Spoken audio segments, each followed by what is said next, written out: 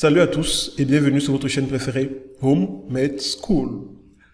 Dans cette nouvelle vidéo, nous allons parler de changement thématique.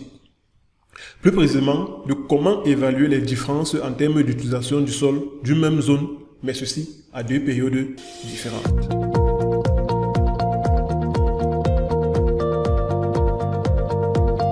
Alors, nous allons pour cela évaluer une partie de la côte de la Louisiane. Ceci avant et après l'ouragan de Katrina. Donc, nous aurons besoin de deux images classifiées. L'une avant, ici pré-Katrina, et l'autre après l'ouragan. Donc, je les ouvre. Et pour ceux et celles qui ne savent pas, ou bien qui ne se souviennent pas de comment faire une classification d'images, je vous invite à consulter les précédentes vidéos sur la chaîne. Alright. Je vais essayer d'activer ça sur deux vues pour facilement voir.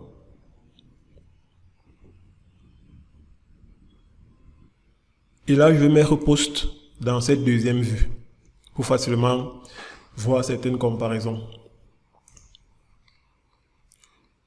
Et justement, étant ici, si on prend pratiquement la même zone, vous remarquez avec moi que sur l'image après l'ouragan, la zone-ci se retrouve inondée par rapport à celle-ci.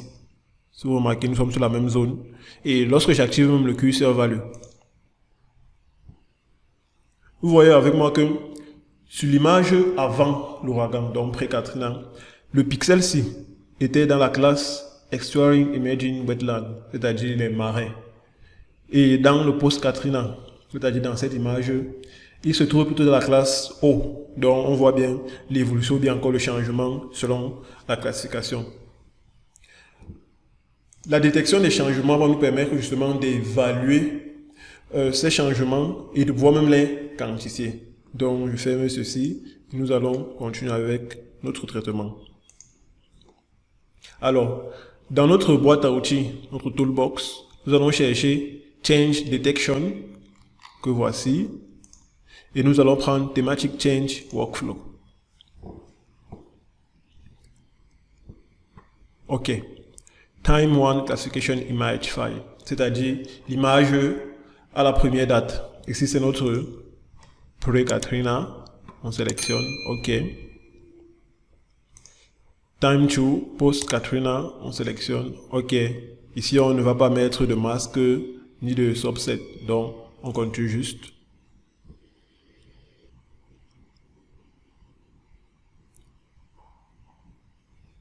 Nous sommes donc ici.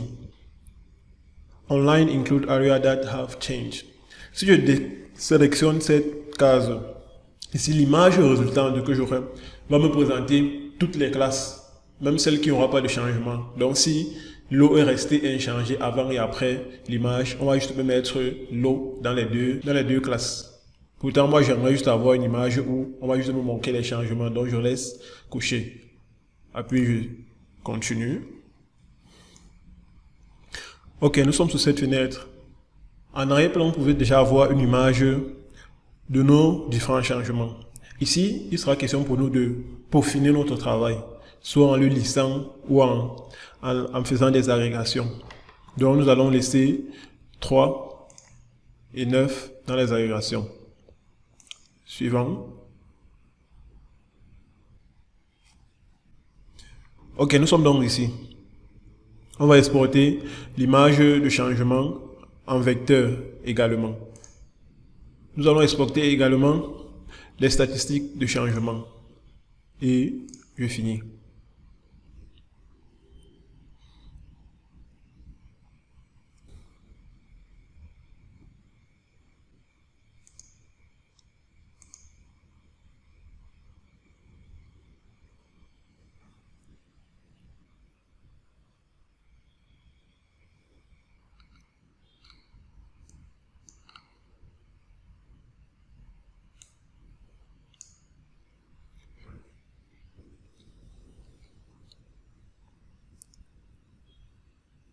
Ok, voici donc notre image de changement. Comme nous l'avons dit tantôt, nous avons deux fichiers, le SHP et l'image en elle-même. Et vous pouvez dérouler ici pour voir les différentes classes de notre image de changement, allant de telle classe à telle autre classe. Et nous pouvons également consulter le fichier texte en sortie de nos traitements qui présente justement les différents changements de la première classe, donc de notre première image à la deuxième, les surfaces et les pourcentages. On note premièrement que une grande surface n'a pas changé, mais ceci est dû au fait que notre image est assez vaste et assez grande. Elle recouvre toute la zone. Mais si nous regardons par exemple au changement à ce niveau, vous voyez que plusieurs parties se sont transformées en eau. On peut faire des traitements ou bien des calculs pour pouvoir évaluer justement ces zones de manière globale.